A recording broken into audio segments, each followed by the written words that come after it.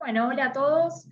En este video vamos a empezar ya con otro de los temas de nuestra primera unidad, que es macroeconomía. ¿Sí? Hasta ahora nosotros estuvimos analizando el comportamiento de las empresas, de los consumidores, del mercado, ¿sí? A un nivel muy específico, ¿sí? Por actores y por productos, ¿verdad? Nosotros ahora en lo que es la segunda parte de esta unidad que se llama Introducción a la Economía, vamos a empezar a ampliar un poco la mirada, ¿sí? Y a introducir nuevos actores y nuevos factores en el análisis de lo que es la economía. ¿Sí? Nosotros un poco cuando vimos en micro, empezamos a tocar un poco así de oído qué pasa con el Estado, ¿no? Con el rol del Estado, si es una economía abierta, si es una economía cerrada. Claramente eso va a afectar el comportamiento de los individuos. Digo, no es lo mismo tener la posibilidad de comprar solo productos nacionales a elegir un producto importado, ¿sí? Y en ese tipo de análisis ya es donde empieza a tomar forma lo que es la macroeconomía, ¿sí? Así que les voy a empezar a compartir las slides.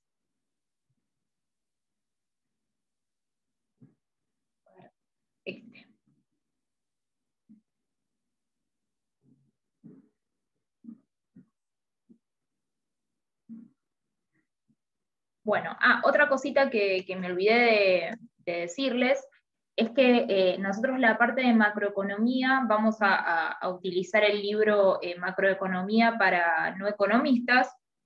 Sí, creo que el capítulo 1 y 2, mentira, el capítulo 1 creo que va a abarcar lo que es la clase de hoy.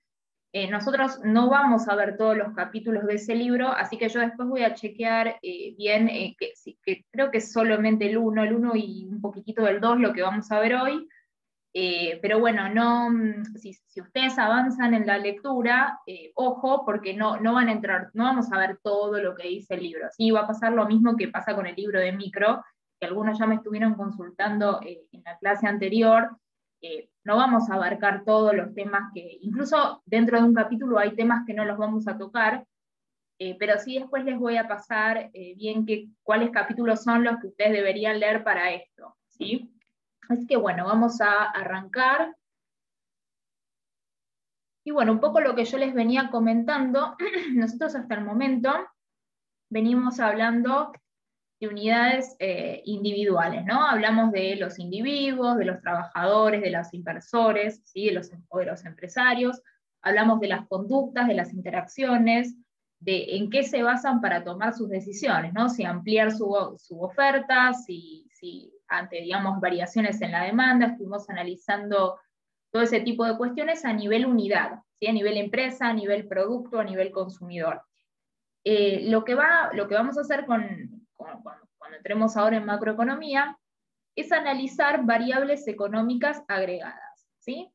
Acá les voy a pasar algunas de las variables agregadas que vamos a analizar, que son las que caracterizan a las macroeconomías, ¿sí? En algunas de estas nos vamos a detener más que en otras, no vamos a ver todas en profundidad, porque si no, como ya les dije en otras clases anteriores, tipo macroeconomía tendríamos que verla solo en un cuatrimestre, ¿no? Entonces vamos a tocar los puntos más importantes de estas variables agregadas, ¿no? Entonces, cuando hablamos de variables económicas agregadas, ¿sí? Nos estamos refiriendo, cuando nosotros hemos agregado, es una sumatoria, ¿sí? Entonces, por ejemplo, la tasa cuando hablamos de nivel de producción nacional, ¿sí? Es lo que un país produce, ¿sí? Cuando hablamos del tipo de interés, es qué tasa de interés tiene un país, ¿sí? O incluso a nivel internacional, ¿sí? Ya vamos a ver qué es la tasa de interés. Cuando hablamos de tasa de crecimiento, bueno, está muy relacionado con los niveles de producción nacional, ¿no? Cuando un país más produce y más exporta, se dice que más crece, ¿verdad? También vamos a hablar de la inflación, ¿sí? Que son las subas, de esto sabemos bastante, que son las subas de los precios, ¿sí? A diferencia de microeconomía, que analizamos la demanda de un determinado bien a nivel individual, lo que vamos a ver en macro es qué pasa cuando la suba de los precios se transforma en una variable agregada, ¿sí? Se transforma en inflación. Y por otro lado vamos a ver también el desempleo, ¿sí? Que es la base, digamos, de oferta, digamos, de empleo de un país para su población activa, ¿no? Después ya vamos a ver qué es población activa, qué es población no económicamente activa. Vamos a entrar puntualmente en tipos de interés, o tasa de interés, desempleo e inflación. Vamos a analizar un poquito más en profundidad que quizás en los otros, pero porque también implican otro nivel de complejidad, ¿verdad? Así que bueno, vamos a seguir. ¿Sí? Como yo lo que les estaba comentando recién, el interés de la macroeconomía va a ser en el... O sea, nosotros no es que vamos a dejar de analizar las conductas, ¿sí? Solo que lo vamos a hacer en un contexto de una economía de un país, o también puede ser de una región. Vieron que la Unión Europea tiene índices por país y tiene índices de la Unión Europea, por ejemplo. También nosotros en el Mercosur estamos un poco más atrasados en ese sentido, pero ya, digamos, cuando se habla de la Unión Europea, se habla como una unidad económica, ¿sí? Y bueno, y lo que va a estudiar es este nivel de los agregados, ¿sí? Ahora vamos a ver, ¿sí? Vamos a profundizar sobre eso. Entonces, cada variable agregada es una magnitud que tiene un comportamiento propio, ¿sí? ¿Qué significa esto? Que las variables agregadas de la macroeconomía, ¿sí? Cuando hablamos de que tienen un comportamiento propio, tienen como cierta autonomía, ¿sí? No necesariamente, y acá de hecho así lo sigue diciendo en la definición, si bien tienen un comportamiento autónomo, por sí mismas no generan un impacto en conjunto, ¿sí? Ahora esto puede sonar un poco confuso porque es muy definición de libro, pero me gusta ponerla para que ustedes también lo tengan, ¿sí? Tengan como el vocabulario técnico. Ahora lo vamos a bajar. Y vamos a hablar de otras variables, ¿sí? Pero bueno, es importante que ustedes tengan, ahora vamos a ver qué variables son, porque vamos a hablar de dos tipos de variables. Por un lado, las agregadas que mencionaba al principio, el desempleo, la inflación, el tipo de interés, y por otro lado vamos a tener variables de la demanda agregada, ¿sí? Y ahora voy a pasar a esas, que es a las que puntualmente estamos haciendo referencia ahora, ¿sí? Con esto de que cada una tiene un comportamiento independiente, pero por sí sola no genera un impacto, digamos, siempre hay que analizarlas en conjunto, ¿no? ¿Y qué es lo que vamos a analizar en conjunto? Bueno, cuando nosotros hablamos de economía, ¿sí? Vieron que nosotros analizábamos la oferta y la demanda. Básicamente lo que vamos a estar analizando es la demanda agregada, ¿sí? De un país, porque es dentro de un territorio determinado todo lo que esas personas consumen, todo el comportamiento de esas personas, todas las empresas de ese país, cómo se comportan, ¿sí? Entonces, básicamente lo que vamos a estar hablando, ¿sí? Esperen que les voy a poner esto, así queda más claro, es de la demanda agregada. Así como dice acá, es la totalidad de bienes y servicios demandados por un país a un determinado nivel de precios, ¿sí? Y en un determinado periodo de tiempo. Cuando nosotros analizamos, y acá vamos a entrar en una sigla que muchos ya conocemos, o que por lo menos la escuchamos en la tele, que es el Producto Interno Bruto o Producto Bruto Interno, ¿sí? En los libros de economía los van a encontrar como PBI o PIB. Por lo general, PBI es el más utilizado, pero algunos economistas dicen que en realidad es Producto Interno Bruto y no Bruto Interno. Es una discusión muy académica. Yo lo puse el PIB porque es como ustedes lo tienen en el libro y para que lo asocien, pero estamos hablando de lo mismo, ¿sí? Entonces, la demanda agregada y el PBI, ¿sí? Van a ser prácticamente lo mismo y se van a medir de la misma forma, ¿sí? Porque por un lado, nosotros si hablamos de demanda agregada, vamos a hablar de justamente de toda la población de un país demandando bienes y servicios, ¿sí? Y cuando hablamos de PBI, vamos a hablar, ¿sí? Del valor de esa producción. Entonces, las variables que van a intervenir, tanto en ese valor monetario, ¿no? Que dice acá, lo que nosotros vamos a recibir por lo demandado, digamos, va a ser se va a medir por las mismas, ¿no? Para no marearlos, voy a arrancar con lo que es la demanda agregada, ¿sí? Entonces, decimos que la demanda agregada es la sumatoria, ¿sí? De todas las demandas de un país. Y tiene 4 variables, ¿sí? Que ahora vamos a ir variable por variable, que son, por un lado, la C es de consumo, ¿sí? La I es de inversión, la G es del gasto público, y la X menos M que ven ahí son exportaciones menos las importaciones de un país, ¿sí? Porque acá ya vamos a empezar a introducir qué pasa cuando nosotros tenemos excedentes de producción, ¿sí? Y estamos en una economía abierta, digo, se la podemos vender a otros países. Entonces esa variable, a veces ustedes en los libros las van a encontrar como exportaciones menos importaciones, pero también se llama exportación neta, ¿sí? Es lo mismo. Exportación neta es el resultado que puede ser positivo o negativo, dependiendo si exporto más de lo que importo, resultante de la resta entre exportaciones e importaciones, ¿sí? Entonces, como les venía diciendo, la demanda agregada, ¿sí? El PBI, se miden de la misma forma, ¿sí? Como dice acá, el PBI va a expresar el valor monetario de la producción, ¿sí? De los bienes y servicios de demanda final de un país o región durante un periodo determinado de tiempo. Y es el valor del gasto total efectuado por el país. Vieron que a veces nosotros, esto lo vamos a ver más en profundidad cuando veamos renta y tasa de crecimiento, pero vieron que cuando un país tiene mayor PBI, o cuando se dice que baja el PBI, ¿sí? Dice que el país tiene como más ganancia, ¿sí? Siempre es más favorable cuando el PBI sube que cuando el PBI baja, que se dice que la economía está en recesión. Ya también vamos a entrar después en el significado concreto de eso, ¿sí?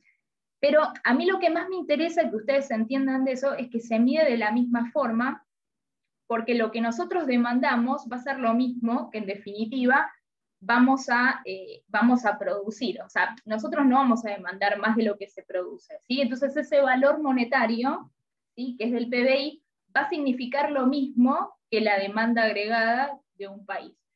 Y esto ustedes quizás no lo entienden o no se llega a entender bien, no se preocupen que después cuando tengamos la clase en vivo, la próxima semana, vamos a volver a este tema y ustedes me van a poder preguntar si algo no quedó claro. Pero con esta explicación y lo que ustedes van a ver en la teoría, les va a clarificar mucho más. Vuelvo a repetir, lo que más me interesa es que a ustedes les quede claro que se miden por las mismas variables, ¿sí? Bien. Entonces, vamos a hablar un poco de la demanda agregada, ¿sí? En concreto. Dijimos que tiene 4 variables, ¿sí? Entonces vamos a interiorizarnos sobre qué significa cada variable, ¿sí? Es la sumatoria, ¿sí? Porque es agregada de todas las variables. Entonces, por un lado tenemos el consumo, ¿sí? Que es el gasto que hacen las familias de bienes y servicios, ¿sí? Es lo que cada uno de nosotros consume, básicamente, no hay mucha más ciencia que esas, son los gastos que nosotros efectuamos.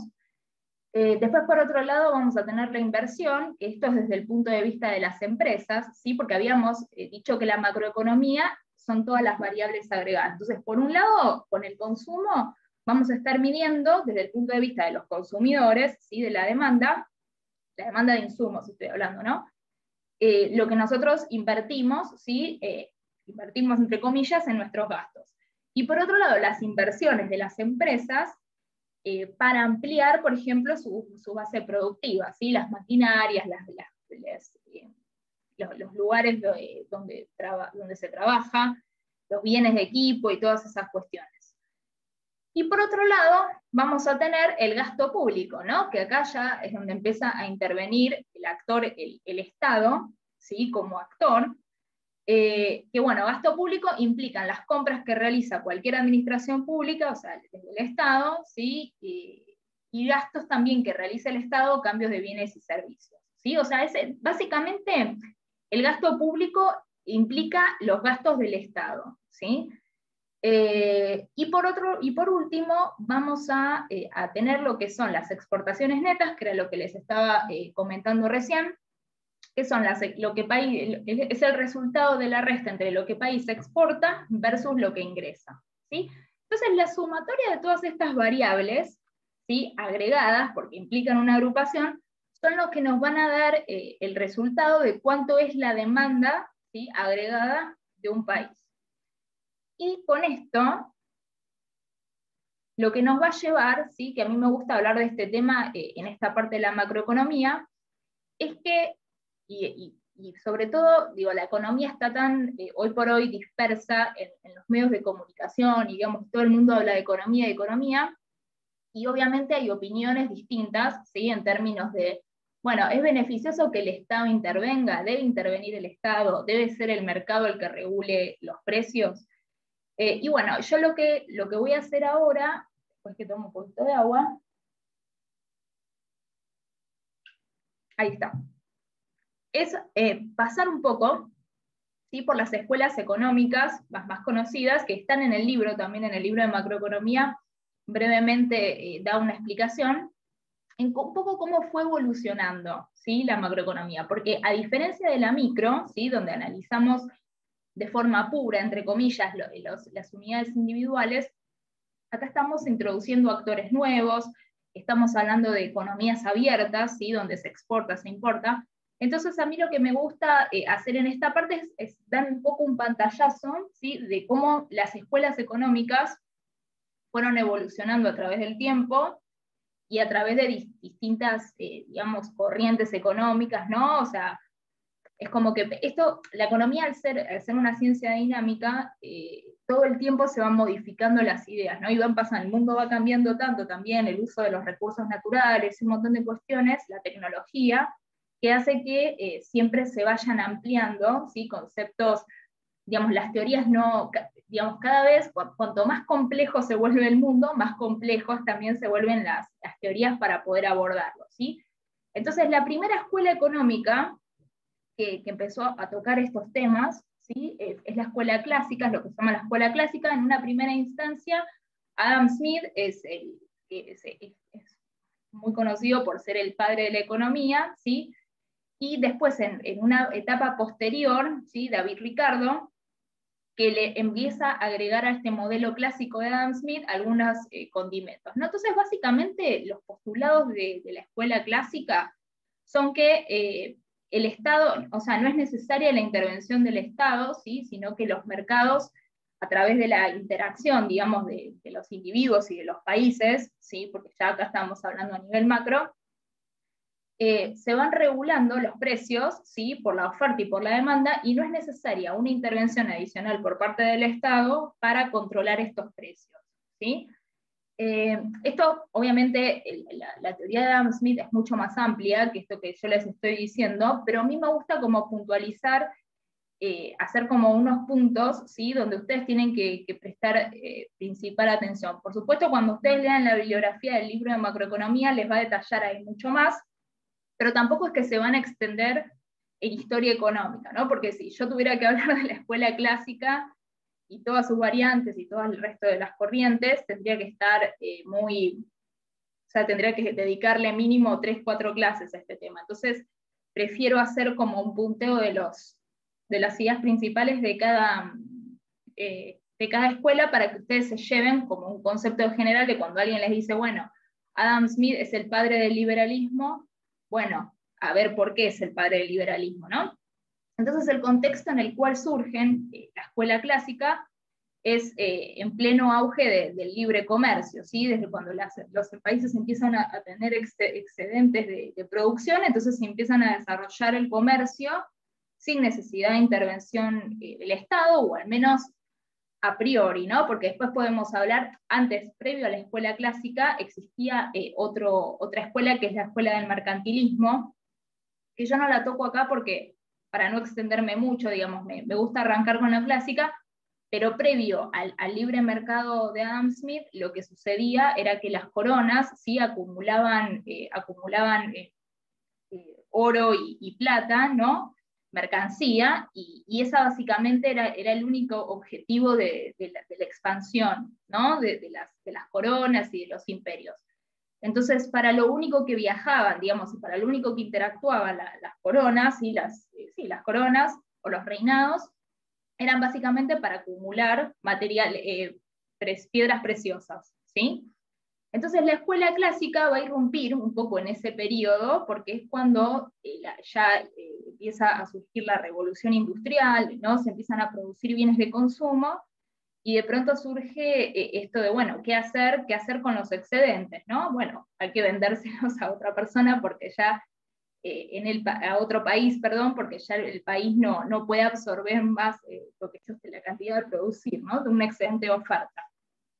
Entonces es ahí donde empiezan a hablar, ¿no? A desarrollarse la escuela clásica. Y después de Adam Smith va a surgir otro personaje, que es David Ricardo, ¿sí? Que acá David Ricardo lo que va a hacer es hablar, digamos, ya va a introducir un elemento que es muy interesante, que es la competencia, ¿no? O sea, ¿cómo hago para que un país, o sea, si yo compito, ¿no? con mi país vecino, vendemos lo mismo, bueno, ¿de qué forma puedo yo hacer que me compren a mí en vez de que le compren a mi vecino? Entonces, el elemento que va a introducir David Ricardo en la economía es el análisis, ¿sí? de las ventajas, ¿sí? competitivas y de la especialización.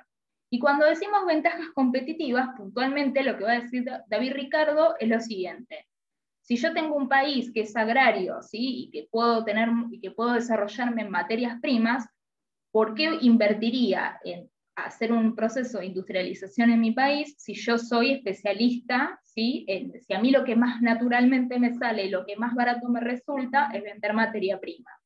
Entonces lo que va a decir David Ricardo es que en lo que él va a llamar después la división internacional del trabajo, que ustedes probablemente lo hayan visto, los que ya tuvieron economía seguramente ya lo vieron, es decir, bueno, hay países que tienen ventaja en bienes industrializados, y hay países que tienen ventajas en materia prima. Entonces, a mí no me conviene competir con mi país vecino si yo tengo que producir de cero algo que para mi país vecino es natural. Entonces, yo me voy a especializar en lo que yo soy buena y el otro país va a hacer lo mismo con sus bienes. Entonces vamos a poder intercambiarlos, ¿sí? Y vamos a poder comercializar sin necesidad de competencia.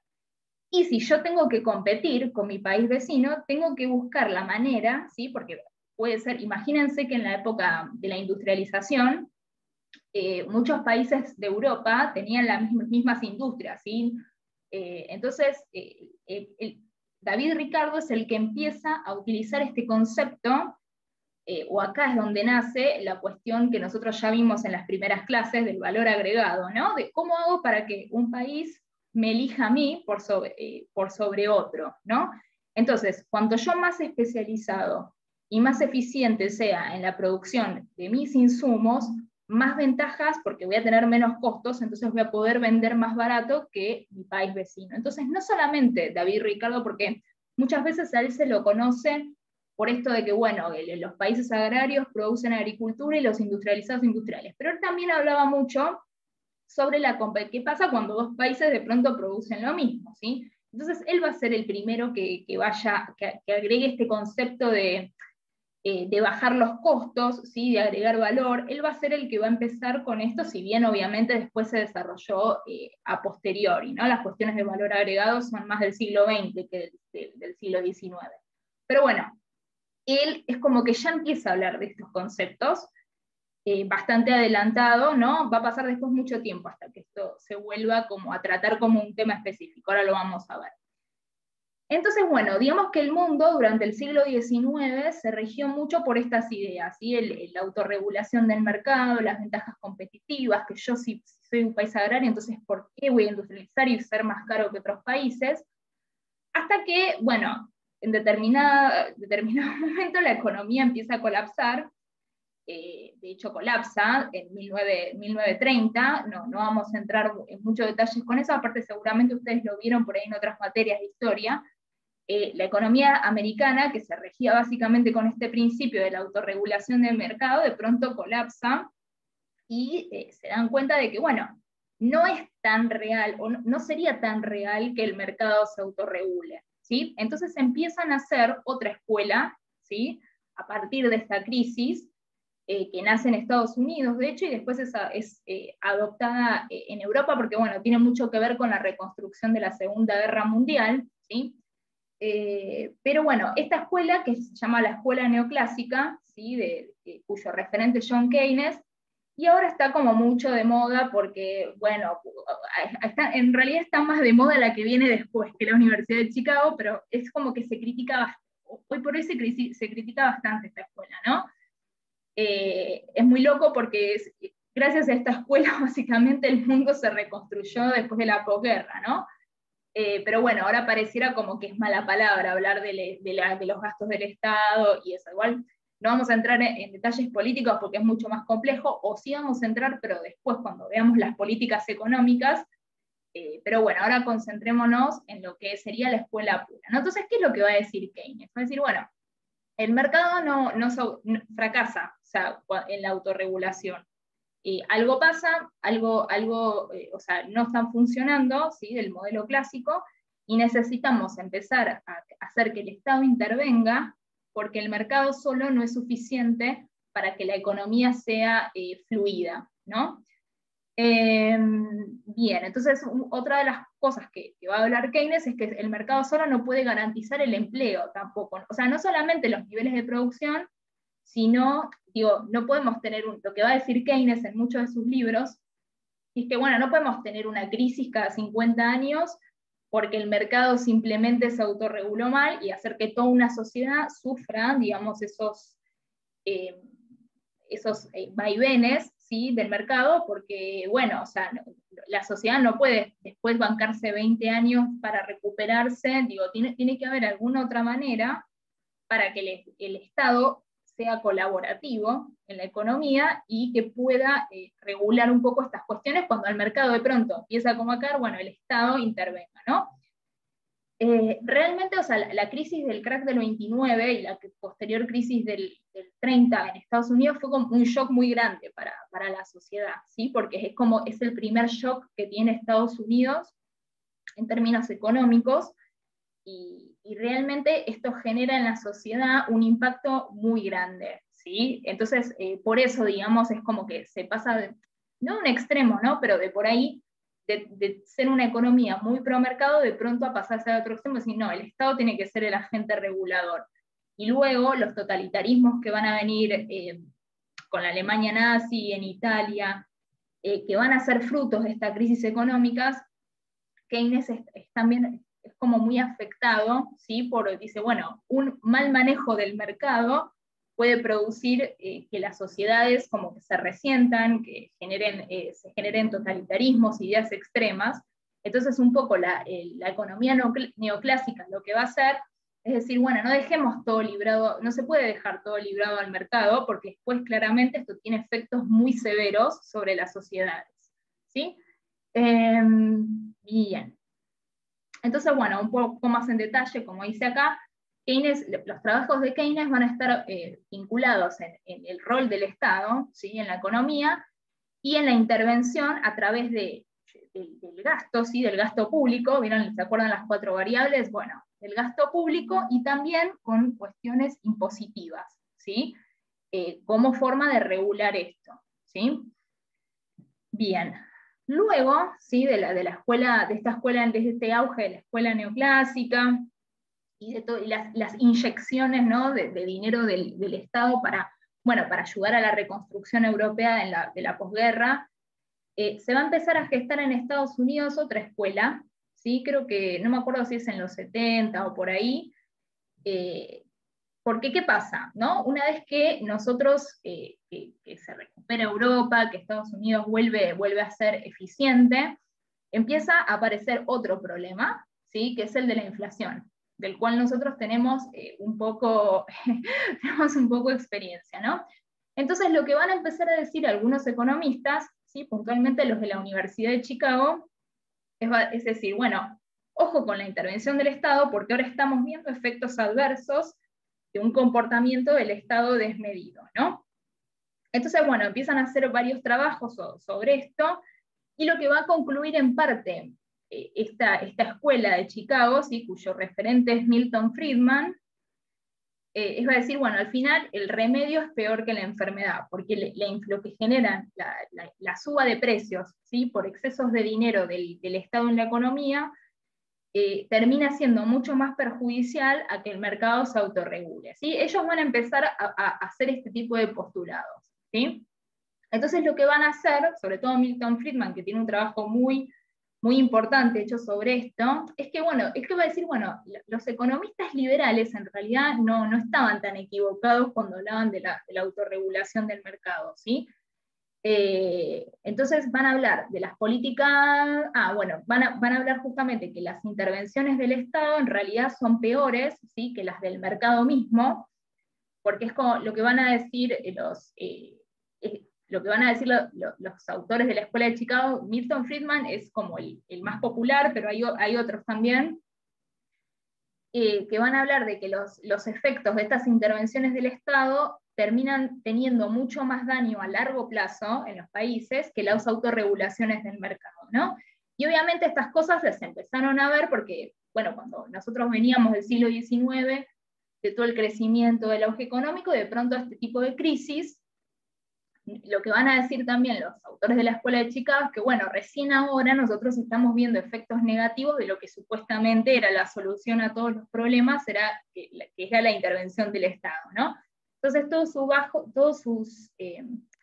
su trabajo, ¿sí? Que esto lo van a leer ustedes después, él va a retomar los supuestos clásicos y va a hablar de algo que él denomina como políticas macroeconómicas intervencionistas, ¿sí? Que son digamos, el problema, y en lo que se va a enfocar el análisis son en las expectativas racionales, ¿sí? Porque hay una parte de su libro, nosotros no vamos a ver el libro de Milton Friedman, pero una parte en lo que dice que cuando el Estado interviene, genera expectativas, ¿sí?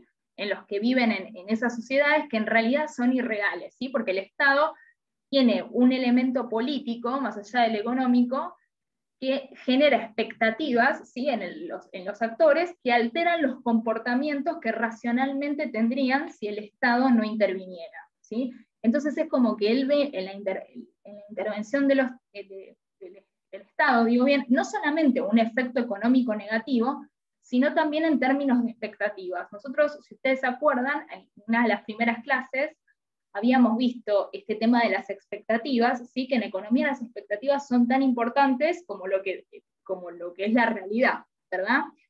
Entonces, él lo que va a decir es que la intervención del Estado genera una distorsión, porque como en definitiva terminan siendo decisiones políticas de partidos políticos X, es como que impacta negativamente, no solo por la inyección de dinero, sino porque genera expectativas. Entonces él, cuando habla de expectativas racionales, se enfoca en que son racionales cuando estas expectativas resultan de los comportamientos de los mercados, ¿sí? Y no de las decisiones políticas. Ahora Milton Friedman se puso mucho de moda, porque todos, me imagino que en alguna entrevista habrán visto a Javier Milei, a Spert, ¿no? Que son como referentes como de esta corriente, y bueno, cuando ellos se refieren a Milton Friedman, se están hablando, se están refiriendo, mejor dicho, a esta escuela de Chicago, ¿sí? Ellos son como interlocutores de esta escuela. Hago el comentario porque son nada, ahora no tanto, pero el año pasado estaban todo el tiempo en la tele, y me acuerdo que con los chicos del año pasado lo habíamos hablado de este tema, que ellos, digamos, hacen referencia a esta escuela, ¿sí? Cuando lo mencionan a Milton Friedman, la escuela de Chicago, hablan desde este lugar, ¿sí? Y bueno, nada, solamente les hago ese comentario porque me lo habían hecho, y bueno, y sí, es así, digo, de hecho, Javier Milei, que está por todos ahora no tanto, pero en su momento estaba por todos los medios, hablaba mucho de Milton Friedman, y bueno, acá ya, cuando aparezca en la tele y empieza a hablar, ya van a saber que se está refiriendo a estos autores, ¿sí? Y después, esto sucedió en la década de los 70, 80, ¿sí? Que también, si ustedes lo buscan en internet, la escuela de Chicago, ¿sí? La van a encontrar también como los Chicago Boys, ¿sí? Porque en esa época de los 70, digamos, cuando en Latinoamérica también había empezaron los primeros problemas de inflación, muchos economistas sí tomaban como posturas de estas escuelas también en los 70 y un poco en los 80 también. Creo que Chile es un ejemplo bastante paradigmático, porque literalmente ellos aplicaban las recetas, ¿sí? de esta escuela de Chicago. No voy a entrar mucho en detalles, pero bueno, si a alguien le interesa, yo después puedo recomendar bibliografía, pero si lo buscan en internet van a encontrar como los Chicago Boys, ¿sí? Porque eran un grupo de economistas que venían todos de la escuela de Chicago a asesorar a varios economistas de América Latina. Así que les paso el dato para el que le interese investigar un poco más de eso. Y después, por otro lado, también al unísono, porque digo, así como teníamos como nace esta corriente, digamos, en los 70, empiezan a nacer otras corrientes también que no necesariamente interpelan a la intervención del Estado como algo negativo, ¿no? Entonces, por otro lado, mientras en Chicago pasaba eso, en la Universidad de Harvard empiezan a aparecer algunos referentes, entre esos Jeffrey Sachs, ¿sí? Que lo que va a decir es que, bueno, hay patrones internacionales que tienen que ser objeto de observación. Por ejemplo, el endeudamiento externo, o sea, cómo impactan los endeudamientos de los países en su economía. Entonces, él lo que va a hacer es dar una vuelta de tuerca, más allá de la intervención del Estado sí, intervención del Estado no. La escuela de Harvard no es una escuela extremista, ¿sí? En términos de estoy a favor de esto o estoy en contra de esto, como sí lo es la Universidad de Chicago, y la escuela de Chicago en general es claramente antiintervencionista, ¿sí? O sea, eso es claro. Ahora, la escuela de Harvard y en Yale también había bastante esta corriente. Ellos lo que van a empezar a analizar son que las crisis económicas, ¿sí? De los países no tienen tanto que ver con si el Estado interviene o no interviene, sino con los problemas administrativos, ¿sí? Que tienen los estados hacia el interior y cómo el sistema internacional actúa en base a eso, ¿no? Por eso hablan de patrones internacionales y cómo no solamente la intervención, digamos, no solamente desde el endeudamiento, pero sino también qué pasa cuando empiezan a aumentar de pronto de forma desmedida los costos de las materias primas, cómo es el comportamiento del Estado, de la economía de un Estado en relación a los patrones internacionales, ¿sí? Ellos lo que van a decir es que las economías cerradas en realidad son un mito, ¿sí? Que no existe, salvo en lugares como Cuba, que son justamente, o Cuba o Corea del Norte, ¿no? Que son como los modelos comunistas más extremos, pero ni siquiera la Unión Soviética, digamos, tenía un comportamiento de economía cerrada, ¿sí? Entonces ellos van a decir que en realidad, bueno, eso es una suerte de falacia, ¿sí? La economía cerrada no existe tanto como tal, salvo que el Estado sea totalitario. Entonces, el 99,9% de los países funcionan en una economía abierta, ¿sí? Algunos más abierta o menos abierta que otros, y son más o menos vulnerables, ¿sí? Ya sea por factores políticos o económicos, o político-económicos, ante los contextos internacionales. Entonces ellos van a hablar y van a sacar, digamos, un poco, porque hasta acá el eje, digamos, de la discusión era, bueno, ¿el Estado tiene que intervenir o no tiene que intervenir? ¿Sí?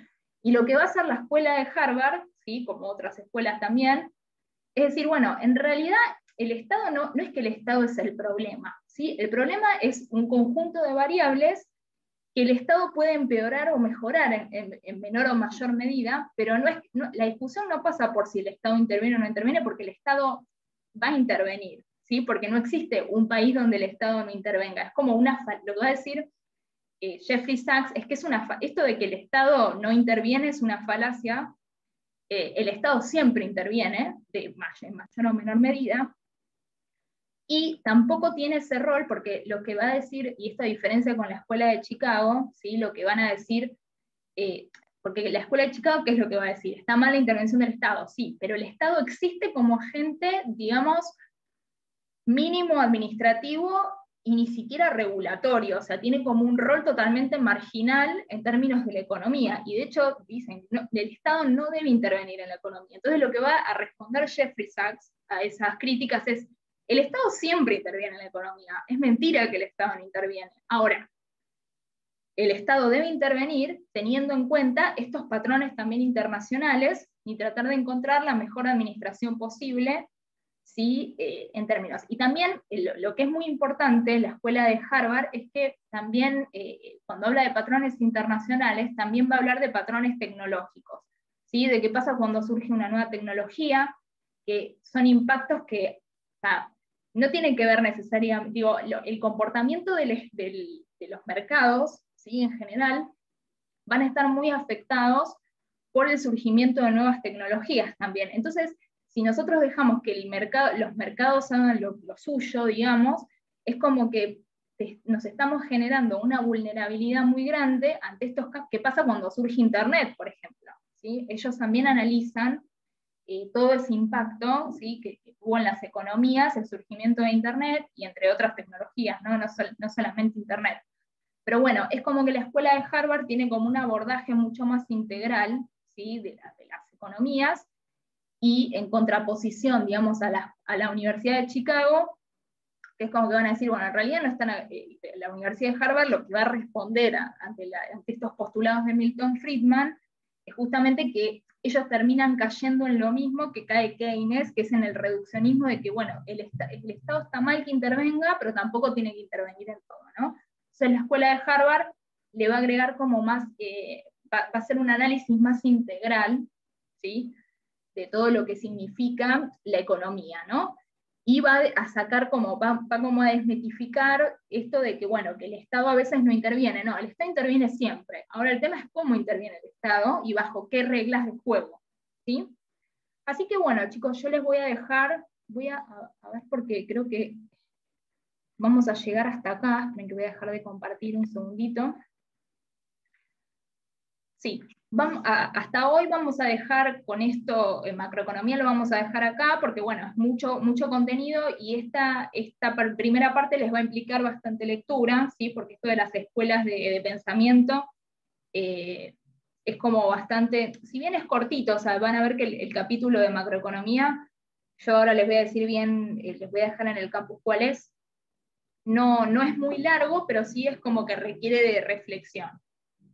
Cualquier cosa que no se haya entendido de macro, por ahí lo de la demanda agregada y lo del PBI quedó como por ahí un poco confuso, les pido que me pregunten, ¿sí? No tengo ningún problema en retomarlo la clase en vivo. Yo creo que cuando ustedes lean la bibliografía va a quedar un poco más claro, ¿sí? Porque ahora es como que lo están viendo muy en abstracto, pero cuando lean, ¿sí? Lean, porque eso les va a aclarar un montón de dudas, va a ser más claro, ¿sí? Pero básicamente lo que a mí me interesa que se lleven es que cuando hablamos de macroeconomía estamos hablando básicamente de PBI y demanda agregada, ¿sí? Que se miden de la misma forma. Y bueno, y las variables, y que la demanda agregada y el PBI tienen esas variables, ¿sí? Consumo, inversión, gasto público, exportaciones netas, y que son unas variables que afectan a eso. Y después, por otro lado, tenemos otras variables que son la inflación, el tipo de interés, la renta nacional, que van a ser, digamos, las consecuencias, ¿sí? De los comportamientos de esas variables, ¿sí? Por ejemplo, ¿qué pasa si el gasto público se excede? Bueno, va a aumentar la inflación, ¿sí? ¿Qué pasa si las empresas dejan de invertir? Va a crecer el desempleo. Entonces, lo que a mí me interesa que les quede claro a ustedes es que son todas variables agregadas, pero cada una pertenece como a un grupo de análisis distinto, ¿sí? Por un lado tenemos la macroeconomía en general, ¿sí? Que son el desempleo, son como las resultantes, ¿sí? De la interacción de estas otras variables que se analizan en conjunto porque son agregadas: consumo, inversión, gasto público y exportaciones netas. Lean la bibliografía, yo les voy a dejar los capítulos, y después en la clase en vivo, si algo que no se terminó de entender, lo volvemos a retomar. Así que, listo, les mando un beso y hasta la próxima.